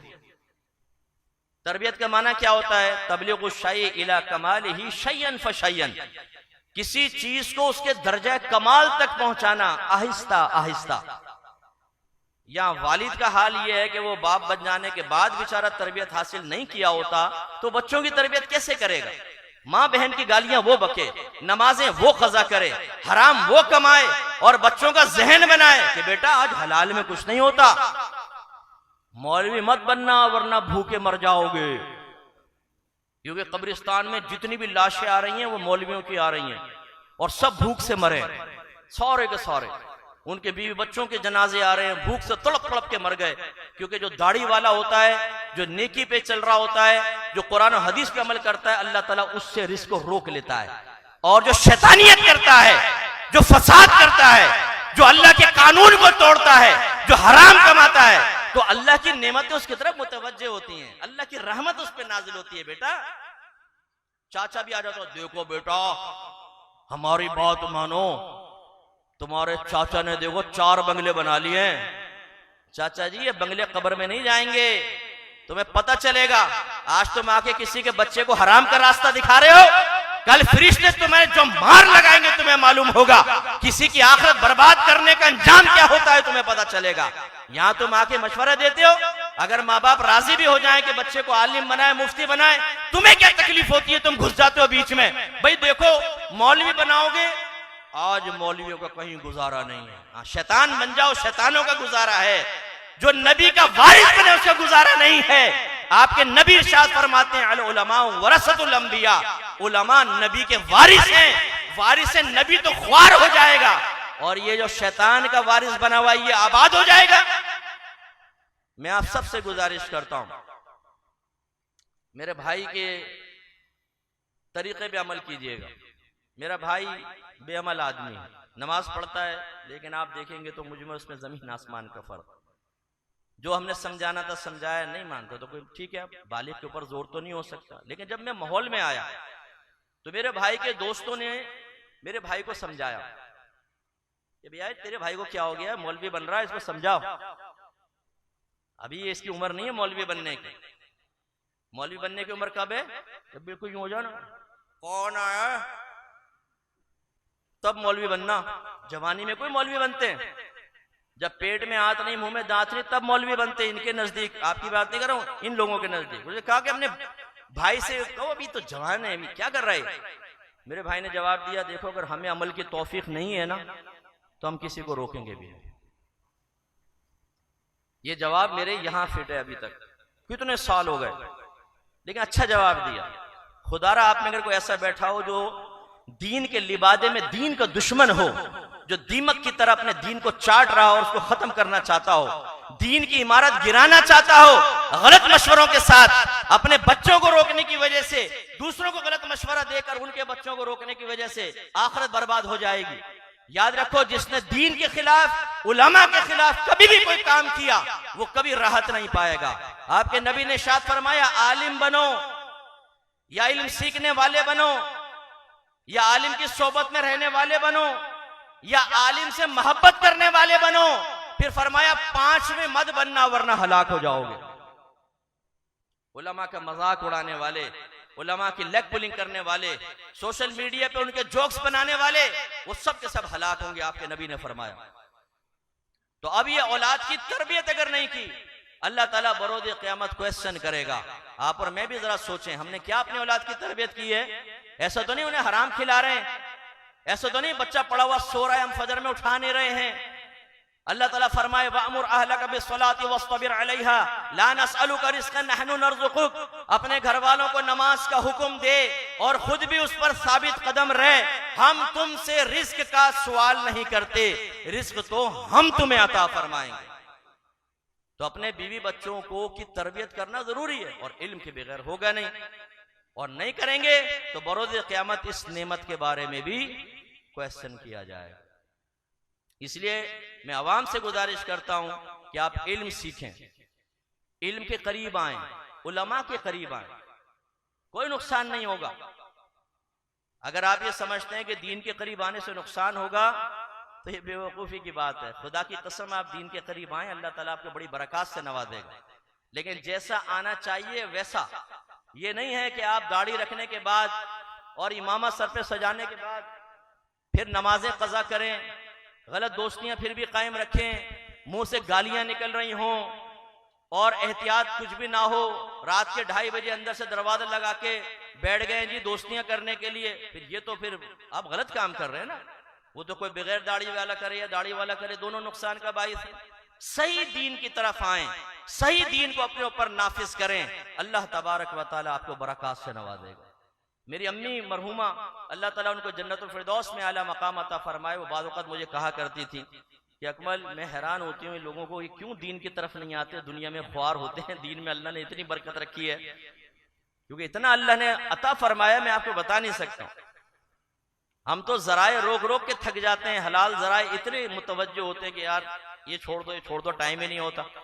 रिस्क हलाल तय्यब, अगर वो मिकदार में कलील भी होगा, अल्लाह इतनी बरकत से नवाजेगा, नागहानी आफात से महफूज, दीगर चीजों से महफूज। मैं तो देखता हूं, मैं कई दफा मुझे रोक लेते हैं पुलिस वाले, ठहर जाओ, इधर आ जाओ साइड में। जैसी शक्ल में निगाह पड़ दी, साहब दुआ कीजिएगा। अब एक सार्जेंट साहब मिल गए, साइड में किया, देखा तो कहा कि वो जरा घर का मसला चल रहा है, कोई तावीज मिल जाए तो। वैसे तो मेरी फील्ड नहीं है, मैंने दे दिया उसको कुछ, वो माशाल्लाह ऐसा उसे घर में निखार आ गया, दूसरी दफा फिर मुझे रोका, कहना बहुत शुक्रिया, आपने बड़ी बरकत से नवाज दिया। तो मुझे अमूमी तौर पे पकड़ते नहीं है, मोहब्बत करते हैं, ये दीन की बरकत है ना। तो इसलिए मैं गुजारिश करता हूं, ये नौजवान ने जो इदारा कायम किया, ये क्यों कायम किया? पैसा कमाने के लिए, अपनी वाह करवाने के लिए? तो ज़िम्नन इसकी तारीफ कर दी या मैं इसकी तारीफ कर दूं, ये इनके अमल का बदला नहीं है, इन्हें आखिरत में मिलेगा इंशाअल्लाह बदला। ये जवान आदमी है, इसके भी अरमान है, इसकी भी ख्वाहिशात हैं, 50 गलत काम कर सकते हैं। ये जितने बच्चे यहाँ बैठे हैं, तकरीबन मेरे शागिर्द बैठे हुए हैं हमारे, ये उल्टे सीधे कामों में लग सकते थे ना, इन्होंने ना से उल्टे सीधे काम छोड़े, दीन की तरफ आए, आलिम बने और काम कर रहे हैं। जो नहीं कर रहे मैं उन पर अफसोस ही कर सकता हूं, बाकी जो कर रहे हैं मैं उनकी बात कर रहा हूं कि अल्लाह तबारक व तआला उनको बरकत से नवाजे। दीन के करीब आने से आपको नुकसान नहीं होगा, अल्लाह बरकत देगा। मैंने ऐसे ऐसे लोग देखे हैं, आप ये समझते हैं कि बाहर के मुल्कों में जो रहते हैं वो बड़े खुशहाल हैं। मुझसे पूछो, ये जो मेरे लहजे में तलखियां बाद वक़्त आप महसूस करते हैं ना, ये तलखी जाती इनाद की बिना पर नहीं, ये मेरे अंदर का दर्द है। मेरी आदत है, मेरे बच्चे जानते हैं, मैं इनको पढ़ाता हूं, मेरी आदत है कि जब मैं कोई चीज सुनता हूं ना, ये देखता हूं, तो मैं उसको बिल्कुल समझता हूं जैसे ये मेरे साथ या मेरे घर वालों के साथ हुआ। फिर मैं वैसी अजियत और तकलीफ महसूस करने की कोशिश करता हूं। इसका फायदा ये होता है कि जब ये कैफियत अपने ऊपर आप तारी करते हैं, तो फिर आपके बयान में एक तासीर पैदा होती है, फिर आपकी कलम में एक तासीर पैदा होती है, क्योंकि उस कैफियत को आपने खुद महसूस किया। अब इसको अल्फाज की शक्ल में ढालेंगे तो इसमें मसनूईपन नहीं होगा, बिल्कुल हकीकत का रंग होगा। तो बाहर के लोग जब हमें अपनी तकलीफें बताते हैं ना, तो फिर मुझे बड़ा अफसोस होता है कि उनको कोई संभालने वाला नहीं है, अच्छे मुशीर नहीं है, सैकड़ों मील इधर इधर कोई आलिम नहीं है जो उनको बता सके। अभी एक माँ ने मुझे बताया, मेरा इतना दिल जला, मैं आपको क्या बताऊं, कि मेरा बेटा स्कॉलरशिप पे बाहर पढ़ने के लिए गया, किसी ने उसको बाइबल दे दी पढ़ने के लिए, तो उसने वो बाइबल पढ़ना शुरू की। कहने लगी उस बाइबल की तालीम का इतना उस बच्चे पे असर हुआ कि मेरा बेटा ईसाई हो गया, मुर्तद हो गया है। मुर्तद होने का मतलब उसकी नस्लें मुर्तद हो जाएंगी। नस्लें मतलब अब गैर मुस्लिम बनेंगी ना। अगर फर्ज कर ले वो नाम का मुसलमान रहे, फर्ज कर ले बच्चे भी फिर नाम के मुसलमान, फिर वो खारिज हो जाएंगे और या फिर गैर मुस्लिम बनेंगे। अगर वो मुसलमान नहीं होते तो गैर मुस्लिम बच्चे, मुसलमान बच्चा पढ़ने के लिए गया था। ऐसे कितनी लड़कियां हिंदुओं से निकाह कर रही हैं, सिखों से निकाह कर रही हैं, अंग्रेजों से निकाह कर रही हैं। हमने ऐसी ऐसी फैमिलीज देखी हैं बाहर, क्योंकि वहां पे कानूनी प्रोटेक्शन बच्चों को हासिल है। लड़का लड़की को लाके बगैर निकाह के घर में रखे हुए, जिस्मानी ताल्लुक कायम हो रहा है, माँ बाप कुछ कह नहीं सकते, कहेंगे माँ बाप को बाहर निकाल दो। अब इसमें हमारा दिल क्यों जलता है? मैं ये चाहता हूं ज्यादा से ज्यादा आलिम बने, हमारे मुफ्तियाने किराम बने, हमारी बच्चियां इल्म सीखें, उसके तकाजे के मुताबिक अमल करें, अपने आप को पब्लिक के सामने मुतारफ करवाएं, इंट्रोड्यूस करवाएं कि हम हैं आलिम, आइए हमसे फैज हासिल करें, हम आपको बताते हैं। अगर आप ऐसा नहीं करेंगे, लोग ढूंढेंगे, तलाश करेंगे, जब उन्हें कुछ नहीं मिलेगा, या अगर आपने सही तरीके से मेहनत नहीं की होगी, आपके पास आए, मसला मालूम किया, आपने कहा इसमें उलमा का इख्तिलाफ है, मैं इंशाअल्लाह कल आपको बताता हूं, और वो कल फिर कभी नहीं आई। वो आएगी मैदान माशर में पुलसरात के पास। जान छुड़ाना, पब्लिक को टाइम दिए बगैर, मेरे बच्चों जो फारिग हुए ना, बोर तो नहीं हो रहे? गौर से क्यों नहीं सुन रहे? फिर तुम लोग बातें कर रहे हो आपस में, गौर से सुनो। ये बच्चे और कोई भी आलिम जितना पब्लिक को टाइम देंगे, उतने अल्लाह ताला आपको बरकतों से नवाजेगा। इसमें आपको मशक्कत तो होगी। हमारा मोबाइल चेक करें, 3000 से ज्यादा मैसेज। ये 3000 आपने कई बयान में सुना होगा, तो आप कहेंगे सब तादादें नहीं बदल रहे। वो मसला ये होता है कि मैं 3800 के करीब मैसेज पहुंच गए थे। अब मैं जवाब एक दिन में कितने दूंगा? 100, 200, 300 के जवाब दूंगा। वो नए आ जाते हैं और जिन 100, 200, 300 को जवाब दिए, उन्हीं में 50-60 फिर वापस कर देते हैं। यूं वो तादाद कम ही नहीं हो पाती, मुसलसल। और ये वो हैं जो पेंडिंग पड़े हुए हैं, जो खुले हुए हैं, उनकी तादाद हजारों में। लेकिन आप यकीन कीजिए, मैं अपने बच्चों को भी समझा रहा हूं, बेटा आप लोगों को भी समझा रहा हूं, बाज़ औक़ात ऐसे ऐसे मैसेज आते हैं कि मैं मुफ्ती साहब खुदकुशी करने वाला हूं या खुदकुशी करने वाली, बिल्कुल इस स्टेज पे पहुंच जाते हैं। और यकीन कीजिए सिर्फ 2 जुमले, सिर्फ 2 जुमले, क्योंकि हमें काफी तजर्बा हो गया है, उनको गलत फहमी की वजह से वो डिप्रेशन के शिकार होते हैं। 2 जुमले बोलते हैं, दुआएं देते हैं दिल से, अल्लाह आपको खुश रखे, आबाद रखे, कि आपने तो हमारी मुश्किल हल कर दी। इसलिए हम ये चाहते हैं ज्यादा से ज्यादा लोग दीन के करीब आए, पढ़े लिखे लोग आए, आलिम बने, मुफ्ती बने। आप अगर अच्छा पढ़ा हुए हो ना और अच्छे अंदाज से आप बाहर के लोगों को संभाल सकें, मैं आपको सही अर्ज करूं, अगर आप 5 ट्यूशन पकड़ दें, सिर्फ 5, अपनी बच्ची को आलिमा बनाएं, जो ये बकवासे करते हैं ना कि ये अगर मौलवी बनाया या बच्ची को बुर्का पहनाया तो भूखे मर जाएंगे, उसे मेरे पास लेकर आए, मैं उसको दिखाता हूं। 5 ट्यूशन पकड़ दें, 10-10 हजार की भी 5 ट्यूशन, महीने के 50 हजार कहीं नहीं गए। आपकी बच्ची आराम से बैठकर इज्जत के साथ कमाएगी, सवाबे जारिया भी होगा, सब कुछ होगा। बाहर वालों के पास बहुत पैसा है, वो देने के लिए तैयार होते हैं पढ़ने के लिए, और हम जैसा आदमी जो 18 साल से इसी पर मेहनत कर रहा है कि इल्म हासिल करो करो करो। आप तो नीचे लेवल पर होते हैं ना, हम लोग अपर लेवल पर, इसका फीडबैक क्या है वो मैं जानता हूं। लोग कैसे इल्म की तरफ माइल हुए, अल्हम्दुलिल्लाह वो चाहते हैं। तो मैं नौजवानों से खास तौर पे कहता हूं कि आप दीन की तरफ आइए। अच्छा, मैं ये नहीं कहता हूं दुनियावी तालीम छोड़ दें, मैं चाहता हूं डॉक्टर भी हो, आलिम भी हो, इंजीनियर भी हो, आलिम भी हो, बिजनेसमैन भी हो, आलिम भी हो। आप इल्म हासिल करें, हम कभी आपको नहीं रोकेंगे। मैं तो बच्चियों के हक में भी हूं कि उनको अच्छा पढ़ाया जाए, उन्हें आईटी के कोर्सेज करवाए जाएं, ताकि हमारे मुल्क के लिए भी एक मजबूत फर्द तैयार हो जो मुल्क को भी संभाले और मजहब को भी संभाले। दोनों जिहत से अल्लाह ताला बरकतों से नवाजेगा। तो बहुत पैसा है हमारी फील्ड के अंदर, आइए इस तरफ आए। तो खुलासा कलाम यह है कि अवामुन नास से मेरी गुजारिश है, इल्म सीखे बगैर आप नेमतों का इस्तेमाल, सही इस्तेमाल नहीं जान सकते। और जब नेमतों का सही इस्तेमाल नहीं करेंगे तो सुम्मा लतुसअलुन्ना यौमइदिन अनिन नईम, फिर अल्लाह ताला जब बरोज़ क़यामत आपको सामने खड़ा करेगा, उस वक्त ये उज़र नहीं चलेगा कि अल्लाह ताला मुझे तो मालूम ही नहीं था। याद रखें, माला बुद्दा मिन्हु मसाइल में जहालत और उज़र नहीं है। आप कहेंगे ये कौन सी लैंग्वेज बोल दी मुफ्ती साहब ने। माला बुद्दा, माँ माने जो, बुद्धा माने चारा, माँ ला बुद्धा माने जिनके बगैर कोई चारा मिन्हु ना हो, यानी इनके बगैर। यूं पूरा मिला के माँ ला बुद्धा मिन्हु मुराद ये होता है वो मसाइल जिनके बगैर चारा नहीं है, और उससे मुराद फर्ज उलूम है, इनके बगैर गुजारा नहीं। और फर्ज उलूम का ताल्लुक अकायद से होता है, अकायद बमा दलाइल, अकायद इस्लाम, अकायद ज़ुर्रियात अहले सुन्नत खास तौर पर। इसके अलावा अहकाम शरइय्या अमलिया जो तहारत से मुतालिक हैं, इबादात से मुतालिक हैं, फिर आपके तिजारत, रेंट पे लेना देना और गुनाहों से मुतालिक, हुकूक ज़ौजैन से मुतालिक, और तीसरा गुनाहों की मारिफत। ये आपको सीखना होगा। ये माला बुद्दा मिन्हु मसाइल हैं। तो उलमा फरमाते हैं कि जो माला मुद्दा मिन्हु मसाइल हैं, इनमें जहालत और उज़र नहीं है। आप मैदान महशर में पहुंच के ये नहीं कह सकते कि अल्लाह ताला मुझे तो पता नहीं था इसलिए मैंने हराम कमाया। जवाब में पूछा जाएगा तुमने इल्म क्यों नहीं सीखा। ये बताइए कि हमारे नबी करीम इल्म में अल्लाह ताला के बाद किसी मखलूक से पीछे हैं? बोलिए, नहीं ना। उलमा फरमाते हैं अगर एक चिड़िया समुद्र में अपनी चोंच डाले और चोंच बाहर निकाले, उसकी चोंच से कतरा गिरे, तो तमाम मखलूक के इल्म की मिसाल ऐसी है जैसे इस चिड़िया की चोंच से गिरने वाला कतरा, और हमारे नबी के इल्म की मिसाल ऐसी है जैसे यह समुद्र हो। इसके बावजूद अल्लाह ने क्या फरमाया, कुर रब्बी जिदनी इल्मा, ए हबीब अपने रब से दुआ कीजिए अल्लाह ताला मेरे इल्म में इजाफा फरमा।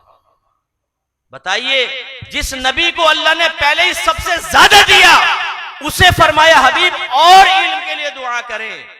तो इससे दोनों फरीक जरा दर्स हासिल करें। आवाम से कहता हूं आप फर्ज उलूम की तरफ आएं, और मैं खवास जो यहां बैठे उनसे कहता हूं जुमूद तारी ना करें, अपने इल्म को बढ़ाएं, अपने इल्म को वसी करें, अच्छी तरह मुताला करें और आगे बढ़ें और फनून सीखें और किताबें पढ़ें ताकि बेहतरीन किस्म के आलिम बने। हमारी एकेडमी पे बाद वक़्त एतराज किया जाता है। जब मैंने, ये भी आपकी मालूमात के लिए बता दूं, मैंने तारीख पढ़ी हुई है कि पहले दरसे निज़ामी 25 साल का था। कितने साल का? किताबें बहुत ज्यादा थी, फिर तगय्युर ज़माना हुआ, तंगी वक्त, किल्लत फुर्सत, तबाए तब्दील हुए, तो 25 साल से 18 साल का कर दिया गया। फिर और हम जैसे पैदा हुए तो 18 साल से 12 साल कर दिया गया। फिर और पैदा हुए तो 12 साल से 8 साल कर दिया गया। 25 से 8 साल। फकीर ने खता यह की कि इसने 8 से 5 साल कर दिया। इतना हंगामा 25 से 8 साल पर नहीं हुआ जितना 8 साल से 5 साल करने पर हो गया। जिसके पास जाए बच्चों को बेड़ा गर्क कर रहे हैं, बच्चों को बेड़ा गर्क कर रहे हैं। भाई मैं दायरे अदब में गुजारिश करता हूं, अगर आप ये समझते हैं कि हम कम वक्त में पढ़ा के बच्चों का बेड़ा गर्क कर रहे हैं तो एक पॉजिटिव डिबेट रख लेते हैं ना। सबसे बेहतरीन चीज ये है, गुफ्तगू करते हैं बैठ कर। ना मेरे गर्दन में सरिया है, ना मैं अपने आप को अक्ले कुल समझता हूं। और ये मैं आपको बता दूं, मैंने जो कुछ किया पहले अपने बड़ों से मशवरा किया, अपने असातिज़ा से। सोच पहले मेरे जहन में थी, मैंने उस सोच की तौसीक अपने अकाबरीन की तायद से हासिल करने के बाद फिर हमने 5 साल का कर दिया। दावत इस्लामी ने भी 5 साल का कर दिया था।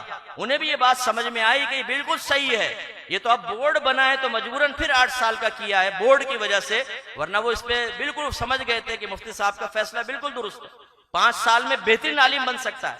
इसके बावजूद अगर आप ये समझते हैं कि हम बच्चों का बेड़ा गर्क कर रहे हैं, आइए मैं अरेंजमेंट करता हूं, आपको खाना भी खिलाऊंगा, बोतलें पिलाऊंगा, गर्म दूध पत्ती चाय पिलाऊंगा, पान भी खिला दूंगा, जिस किस्म का आप कहेंगे। बैठ के डिबेट करते हैं, आप अपने दलाइल दीजिए, मैं अपने दलाइल देता हूं कि 5 साल में जो हमने दरसे निजामी किया है वो किस तरह किया, किन किताबों को निकाला है, अपने पढ़ाने का अंदाज कैसा हमने कर लिया है।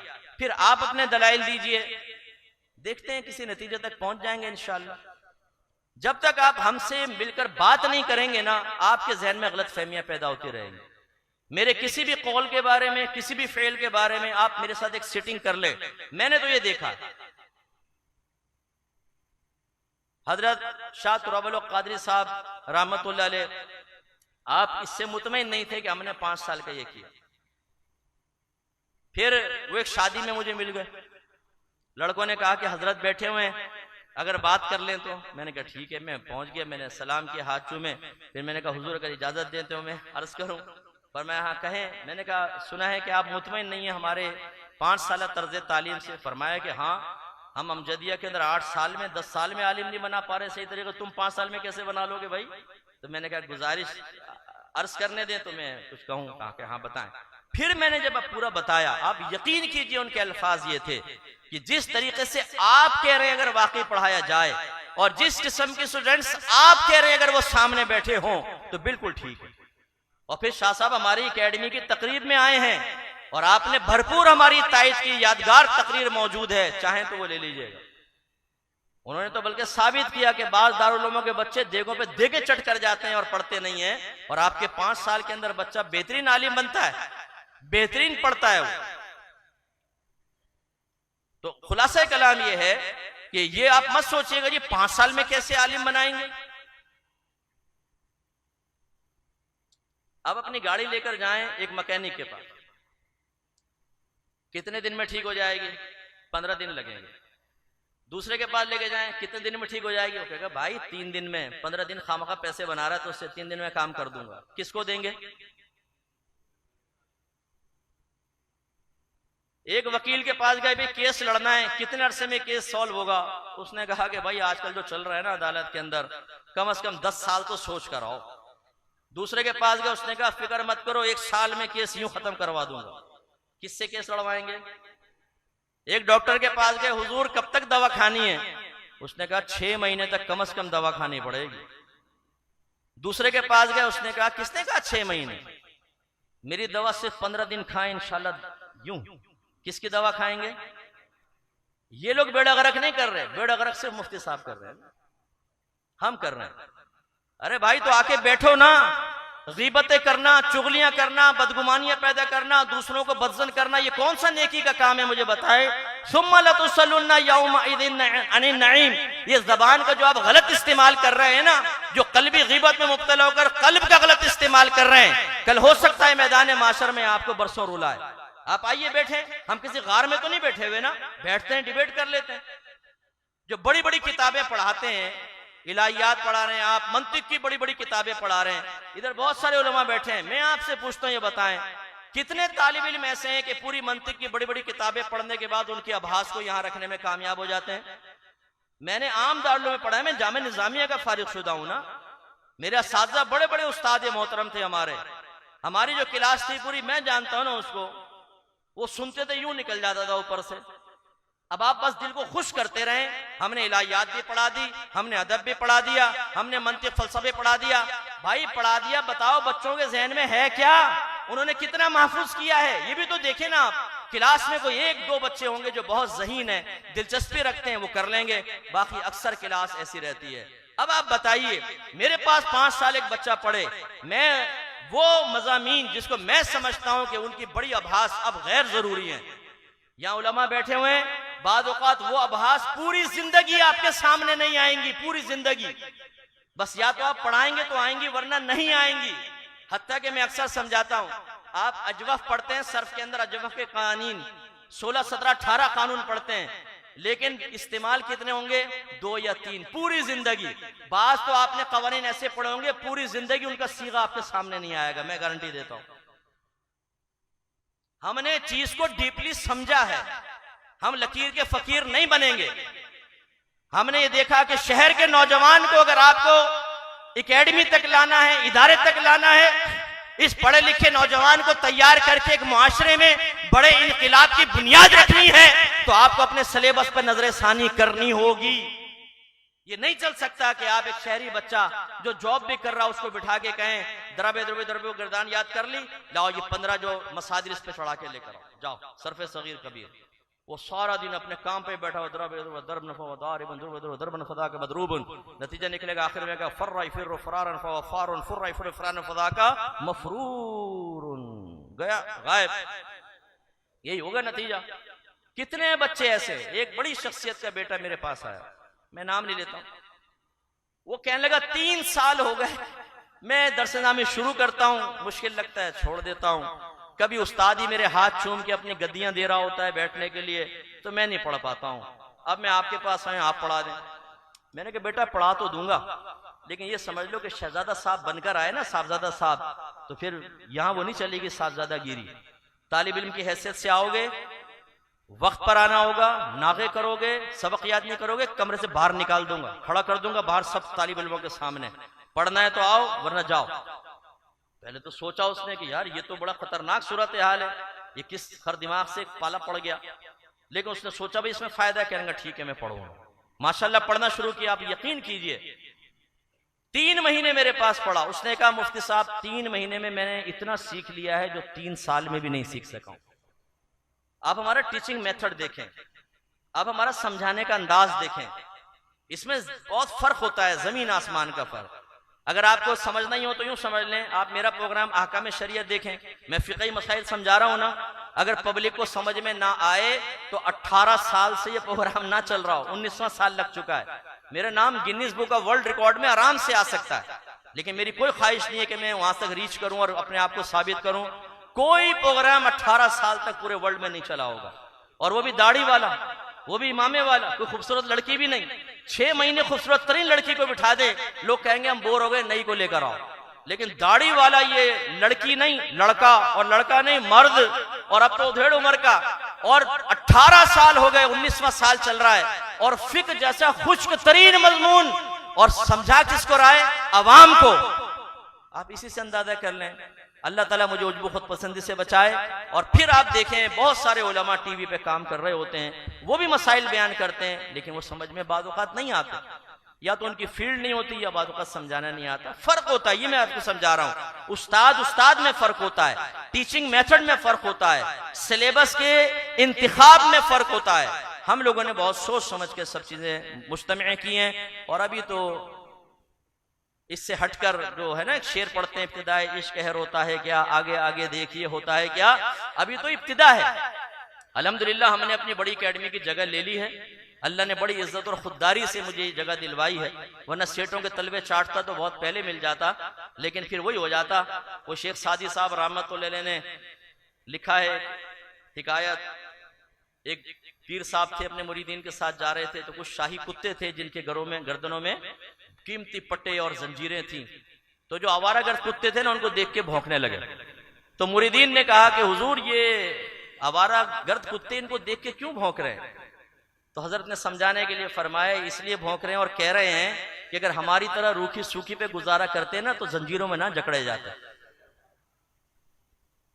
तो मैं बड़े अफसोस के साथ यह करता हूं कि बाज़ औक़ात हमारा अहले इल्म तबका, बाज़ औक़ात, हमेशा नहीं, मेरे जितने उस्ताद हैं अल्लाह का करम है मैंने बड़े खुददार देखे हैं। मुफ्ती अब्दुल करीम हजारी साहब, अब्दुल हकीम शरफ कादरी साहब, सिद्दीक हजारी साहब, मौलाना खादिम हुसैन साहब, गुल अहमद अतीकी साहब, ये बड़े बड़े असातिज़ा अपने ज़माने के, अपने बास तो हयात भी हैं। ये बेनियाज लोगों से हमने पढ़ा है, खुददारी है। ये नहीं है कि मैं मस्के लगाऊं और झूठ बोलूं, वरना जाली डब्बे पीरों के अगर मैं इस पे बैठ जाऊं ना स्टेज के ऊपर, तो अल्लाह ने अभी मुझे ऐसा दे दिया है, कुछ एक पब्लिक के अंदर मोहब्बत पैदा कर दी है कि मैं अगर किसी पीर की तारीफें करूं तो सकता है 150 मुरीद तो बढ़ ही जाएंगे और 5 लाख का लिफाफा फकीर की जेब में आराम से पहुंचेगा। और आपको पता है कि आजकल तो मारिफतें बढ़ रही हैं रोडों के ऊपर, हर गली के अंदर एक कुतुब और अब्दाल पैदा हो गया हजरत। आजकल तो हर एक को नत्तू पत्तू को खिलाफतें दी जा रही हैं, जिसको कुछ आता जाता नहीं है तब भी उसे खिलाफत दे देते हैं। तो एक दिन यहां बयान करूं, दूसरे दिन वहां, तीसरे दिन वहां, चौथे दिन वहां, तो करोड़ 2 करोड़ जमा करना तो फकीर के लिए कोई मसला ही नहीं है। आस्ताना ही खोल लूं, छू छू करता रहूं बैठकर, तो ये वो खवातीन जो आपकी जेबों पे अक्सर डाका मारती हैं, आपको पता भी नहीं होता, नोट गिन के रखा करें, गिन के निकाला करें। अब मेरी बात पे अमल करेंगे तो आपको बहुत सारे राज जाहिर हो जाएंगे। और बहनें पर्दे में रह के कह रही होंगी मुफ्ती साहब अल्लाह तुम्हारा भला करे, क्या कर दिया, अच्छा खासा पप्पू के अब्बा को मैं लूट रही थी, अब हमने बता दिया पप्पू के अब्बा होशियार हो जाए। तो ये जो खवातीन है ये इनके जेब से जितना मर्जी पैसा निकलवाओ, बड़े हराम से। ये मैं सिर्फ समझाने के लिए आपको अर्ज कर रहा हूं, जरा होशियार रहिएगा। कोई आमिल बैठो तो भाई नाराज ना हो, हर आमिल ऐसा नहीं होता, लेकिन आपके घर की खवातीन बाद वक्त चुपके से पहुंच जाती हैं आमिलीन के पास और जाके भोलेपन में कहती हैं, देखें आमिल साहब किसी को पता ना चले, सास से छुप कर आई हूं, शोहर से छुप कर आई हूं। बस उसने तो अपने वीक पॉइंट दे दिया। जैसे ही होता है वो एक बटन दबाता है अपने टेबल के नीचे, रिकॉर्डिंग स्टार्ट हो जाती है। आप बेफिक्र रहें, हजारों लोग आते हैं, फकीर के सीने में राज जमा है, वो सीने से मुराद टेप रिकॉर्डर है। बयान करें आप, वो बयान करती सारा रिकॉर्ड कर लिया। ये मेरे साथ भी हुआ है, पता है आपको वाकया, मेरे घर के साथ नहीं, एक मेरे साथ एक फ्रॉडिया वाबस्ता हो गया था शुरू में जब मैं माहौल के अंदर आया। उसने मुझे सिम दे दी, उसकी सिम में यूज करता रहा, फिर उसका फ्रॉड बड़ा जाहिर हुआ तो मैंने उसको भगा दिया अपने पास। वो सिम मारूफ हो गई थी। एक आलिमा को एक लड़की ने कहा मेरे घर के मसाइल मैं किससे मालूम करूं? उन्होंने कहा मुफ्ती साहब से मालूम कर लो। नंबर दे दिया, वो पुराना नंबर था, वो सिम उसके पास पहुंच चुकी थी। लड़की ने फोन किया, कहा कि मुफ्ती साहब से बात करनी है। उस फ्रॉडिया ने कहा कि मुफ्ती साहब का मैं असिस्टेंट हूं, हालांकि मैं उसको दूर कर चुका हूं, असिस्टेंट हूं, आप पहले मुझे मसला बताएंगी तो फिर होगा। और उसकी आदत थी कि फौरन रिकॉर्ड कर लेते, तो सारा रिकॉर्ड कर लिया। उस लड़की ने अपने घर के सारे राज बता दिए, रिकॉर्ड करके उस लड़की को ब्लैकमेल किया, खराब चीज की दावत दी। उस आलिमा को लड़की ने बताया कि ये आपने क्या मुझे किसका नंबर दे दिया? मुफ्ती साहब के असिस्टेंट ने तो ये किया मेरे साथ, उसने मुझे बताया। फिर मैंने कुछ ऊपर के लोगों से बात करके फिर उसको जरा सबक सिखाया थोड़ा सा, तो फिर वो बाज आया। ये मैं आपको समझा रहा हूं, अपने घर की औरतों को रोकिए, इन जाली आमिलों के पास हरगिज ना जाने दें। ये पक्के फ्रॉडी होते हैं, ब्लैकमेल करेंगे। और ब्लैकमेलिंग 2 तरह की होगी, एक माल और एक जिना। आपने पिछले दिनों एक आमिल पकड़ा गया था, वो औरतों को इस तरह ब्लैकमेल करके उनके साथ खराब हरकतें करता और उसकी भी वीडियो बनाता था। वो तो फिर किसी तरह लीक हुआ, पकड़ा गया, मारा पीटा उसको। अब जो वो निकली हैं सीडीज, कितने शरीफ घर बदनाम हुए। बहुत मसाइल पैदा होते हैं। अपनी औरतों को हरगिज आमिलीन के पास ना जाने दें। कोई अच्छे बादशाह हो, नेक हो, परहेजगार हो, पहले 2-4 से उनके बारे में मालूम कर लें, फिर आमिल से इलाज कराना मना नहीं है, लेकिन अच्छे आमिल के पास जाएं। फ्रॉडी के पास जाएंगे। और नौजवानों, खास तौर पे आप दिलों में अरमान पैदा कर लेना, ये कोई बुरा नहीं होता, उस अरमान को गलत तरीके से पूरा करना बुरा होता। तो ये दीवारों पे लिखा होता है महबूब आपके कदमों में, तो वो पढ़ते ही ना नौजवान सोचते एकदम वो आ जाती है लैला यूं उड़ती हुई, जानू आप कहाँ हैं? यही हूं, आ जाओ। वो भी इतना आसान भाई। फिर वो लिखा होता है हर मुराद पूरी होगी, गारंटी के साथ। भाई तेरी मुरादें पूरी नहीं हो रही, तो दीवार पे लिख लिख के हमारे पैसों का मोहताज है और बच्चों को पागल बना रहा है। नौजवानों, कभी भी इनके हाथों में ना फंसिएगा, आपको भी ब्लैकमेल करेंगे और आपसे बहुत सारी चीजें उगलवा कर फिर आपके साथ मामला खराब करेंगे, इसलिए बच कर रहिए। अब मैं ये बातें कहता हूं तो कितनों को दुश्मन बना लेता हूं अपना। बाद लोग कहते हैं मुफ्ती साहब ना करें, ये मुआशरा नहीं संवरेगा, यानी गोया के गूंगे शैतान बन जाए, जाती मफादात हासिल करें, अपने दीन को बेचें, अपनी ख्वाहिशात पूरी करें, अपनी लाइफ को बिल्कुल लग्जरी लाइफ बनाकर गुजारा करें और ऐसे मर जाएं और अल्लाह की बारगाह में जलील हो जाएं, रुस्वा हो जाएं, नबी करीम नफरत से चेहरा फेर ले, कोई बात नहीं। इतनी सख्ती ना किया करें, नरमी करें। कौन सी नरमी? जो जिस नरमी को कर करके हमारे सुन्नी नौजवानों का बेड़ा गर्क हो गया है। आज हमारी मस्जिदें खाली हैं, हमारे सुन्नी नौजवानों से मालूम करें, अपने मजहब की जुर्रियात आले सुन्नत मालूम करें जरा। आप सब हनफी हैं कि नहीं है? हनफी है ना, इमाम आजम को मानते हैं, इसका मतलब है आप मुकल्लिद हैं। बताइए तकलीद किसे कहते हैं? तकलीद शख्सी पे दलील दीजिए। एक इमाम की तकलीद क्यों की जाती है हमारे पास जवाब नहीं। हनफी है, जवाब कोई नहीं है। हमारा दर्द यह है कि लोग हमसे जब राब्ता करते हैं तो नौजवान ये कहता है कि मैं एक सुन्नी घराने में पैदा हुआ, मिलाद मेरे घर में थी, शबे मेराज, शबे बारात, 11वीं वाक़रा सब हो रही थी, लेकिन फिर मैं सोशल मीडिया पर बैठा, मैंने एक आलिम का बयान सुना, उसने कुरान और हदीस से साबित किया कि ये सब कुफ्र और शिर्क है। तो मैंने अपने बाप से पूछा, अपनी वालिदा से पूछा, अपने रिश्तेदारों से पूछा कि मुझे दलील दो, कोई दलील नहीं दे सका, तो मैंने अपने मजहब को तब्दील कर लिया। हमने अपने नौजवानों, अपने सुन्नियों में मसलक आले सुन्नत को ठोंसा है, उन्हें समझाया नहीं है। यहां तसलीत और तसल्लुत है, मानो बस करो, समझाया नहीं, दलील नहीं दी है। हमारा नौजवान 2 मिनट में यूं साइड में हो जाता। ऐसे 50 केस देखें। इसलिए हम चाहते हैं ये मुआशरा बदले। ये जो नात खान, मैं जब नात खान कहता हूं तो इससे मुराद बेअमल और नात खानी को पेशा बनाने वाले, नबी के नाम को बेच बेच कर अपने बंगले बनाने वाले हमारा मकसूद होते हैं। जो खुद नमाजें नहीं पढ़ते हैं, बेअमल होते हैं, लड़कियों से दोस्ती करते हैं, बाद औक़ात तो चर्स पीते हुए भी देखा गया है। ऐसे ऐसे ये नात खान हमारे स्टेजेस पर आकर हमारे सुन्नियों को पागल बनाकर, उनकी जेबें खाली कराकर और नौजवानों को यकीन दिलाकर कि तुम शराब पियो, जिना करो, लड़कीबाजी करो, लेकिन तुम चूंकि नात की महफिल में आ गए हो, तुम सुन्नी हो, तुम आशिक रसूल हो, इंशाल्लाह सीधे जन्नत में जाओ। नौजवान कहता है इतना शॉर्टकट, ये तो शहबाज को पिंजरे के अंदर बंद करो। 6 साल में आलिम मुफ्ती बना रहा है, ये पढ़ो, ये पढ़ो, ये पढ़ो, ये पढ़ो, फिर भी खतरा कि पता नहीं मैदान माशर में एहतसाब हो जाएगा। ये नात खान ने तो सीधा डायरेक्ट साथ में जन्नत के अंदर पहुंचाया नबी करीम के पड़ोस में। इस शॉर्टकट का रास्ता इख्तियार करो। हमारे नौजवान सुस्त हो गए, आज इल्म की तरफ नहीं आते। इसीलिए आप देखें, कोई एक बड़ा हीरो नात खान बुला ले, बहुत ऊंचा जिसका नाम हो, आप देखेंगे कि हजारों पब्लिक मस्जिद के अंदर मौजूद होगी, लेकिन आपकी मस्जिद के आलिम और मुफ्ती साहब कहें कि आज दरस कुरान होगा, दरस हदीस होगा, आप ये देखेंगे 5-6 से ज्यादा आदमी नहीं बैठेंगे। क्या ये जो मुआशरे में तब्दीली आपको नजर नहीं आती है? ये नात खानों ने खुद साख्ता शेर बनाए हुए हैं ना, खुद साख्ता तसव्वुराती शेर बनाए हुए हैं और वो पब्लिक में आम करते हैं। नौजवान ये समझता है शायद ये कुरान और हदीस के निचोड़ है। मैं कब्र में गया, मुनकर नकीर आए, मुझे जब गौर से देखा तो कहा ये तो सरकार का गुलाम नात पढ़ने वाला है, तो कहा तुझसे क्वेश्चन करेंगे तो हम भी फंसेंगे, तो मुझे सलाम करके चले गए। नारे तकबीर, नारे, आपके तो भी नात खान तो भाई बहुत बड़ी चीज है। मुनकर नकीर घबरा गए, मुझे देखकर जहन्नम को आ गया पसीना। हुई जहन्नम को पसीना आ गया। मैदान माशर तो वो होगा कि अंबिया अलैहिमुस्सलाम नफ्सी नफ्सी कर रहे होंगे।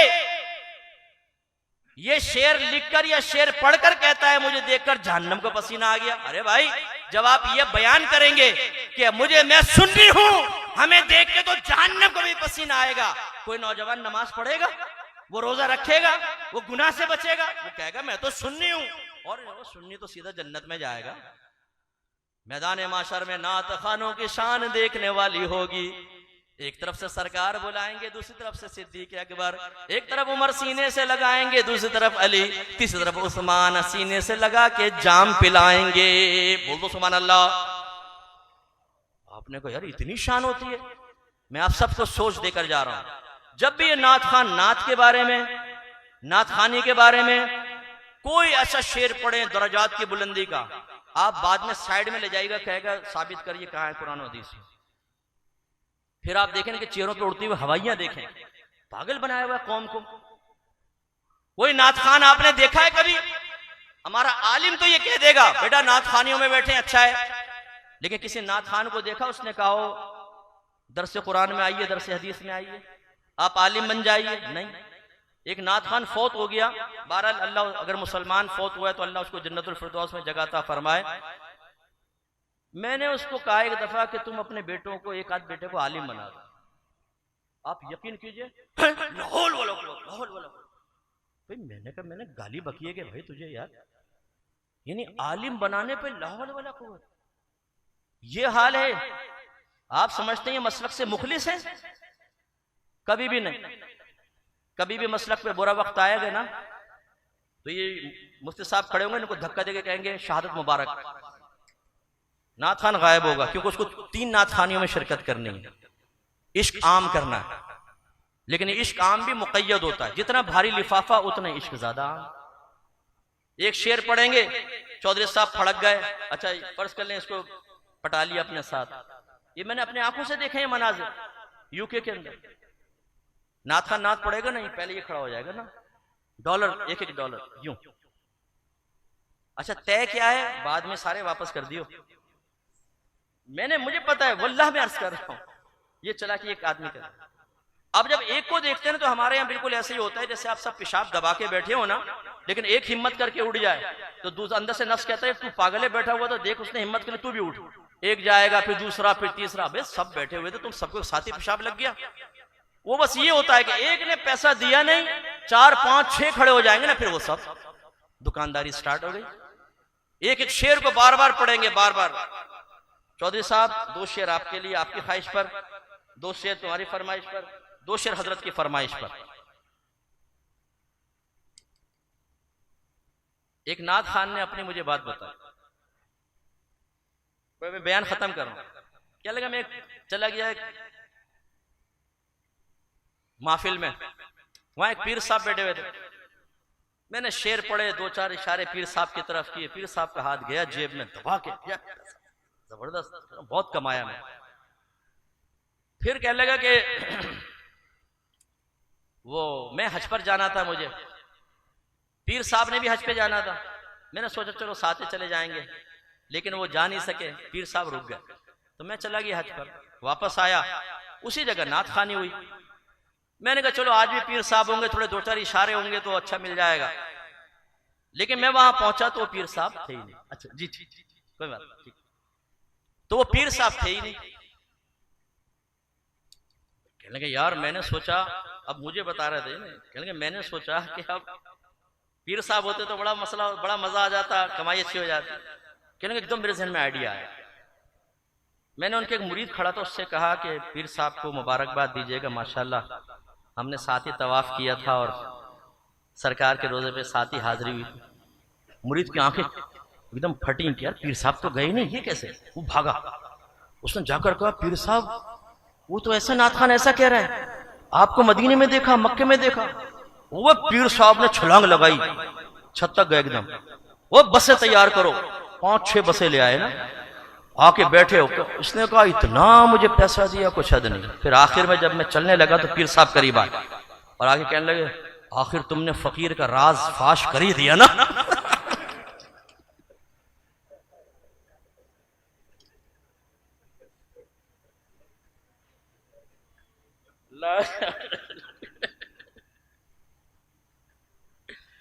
भाई नात खानो तुमसे हाथ जोड़ के माजरत, हर एक नात खान ऐसा नहीं होता, लेकिन तुम में बहुत सारे ऐसे भी होते। तो खुलासा कलाम ये है कि बस अल्लाह ना करे, ना मैं नात खानी का मुखालिफ हूँ, सुन्नी हूँ, अल्लाह के करम में हमारी रगों के अंदर नात खानी है। हम नसर के अंदर सरकार की नात बयान करते और अच्छा खुश एलान नात खान हो, बाअमल हो, मैं सुनता हूँ, मुझे बड़ा ज़ौक़ हासिल होता है, अल्लाह के करम में बड़े ज़ौक़ से मैं सुनता हूँ। लेकिन जो अब बिगाड़ पैदा हुआ है, इस बिगाड़ की निशानदेही अगर मैं नहीं करूँगा तो ये जो आयत है ना, सुम्मा लतुसअलुन्ना यौमइज़िन अनिन नईम, ये मेरी तरफ भी मुतवज्जो होगी। अल्लाह ताला मुझसे अगर फरमाएगा तुम्हें इज्जत दी थी, तुम्हारे बहुत से लोग तुम्हारी बातें सुनने और मानने के लिए तैयार थे, किस चीज ने तुम्हारी जबान को रोका? पैसों ने? इनकी जबान से निकलने वाले तारीफी अल्फाज ने? या तुमने अपनी शख्सियत को तनकीद से महफूज रखने के लिए कि मुझे कोई बुरा ना कहे, क्योंकि हमारे बाज इसीलिए कुछ नहीं कहते, यार हम क्यों बुरा बने? भाई बुरा बनना पड़ता है।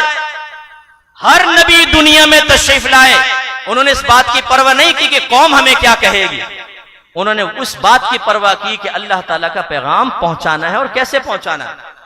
इसलिए मैं अपने बच्चों से भी गुजारिश करता हूं, भी बस आखिर में, सुम्मा लतुसअलुन्ना यौमइज़िन अनिन नईम, आपकी तरफ भी मुतवज्जे है, होशियार रहिए। अगर आपने ये जो आलिम होने की नेमत है, इल्म की नेमत है, इज्जत की नेमत है, अगर आपने इसका सही हक अदा नहीं किया तो हो सकता है मैदान माशर में अल्लाह ताला हमें खड़ा करे और हमसे हिसाब किताब है। इसलिए जो मेरे बच्चों, जो आप फारिग हो रहे हैं, बेटा दोबारा इधर देखिए, जरा उधर को ना देख, दाढ़ी छोड़ दे, ये बार बार बातें करता है, कभी इधर उधर चला जाता है। तो मेरे बेटा आप लोगों को खास तौर पर, ठीक है, आप फारिग हुए, अब आपको बड़ी मेहनत करनी है, आपको उरूज पर जाना है और ये सोच करके हमें इन चीजों का आखिरत में हिसाब किताब देना। अल्लाह ताला से दुआ है कि रब्बे करीम हमने जो कुछ सुना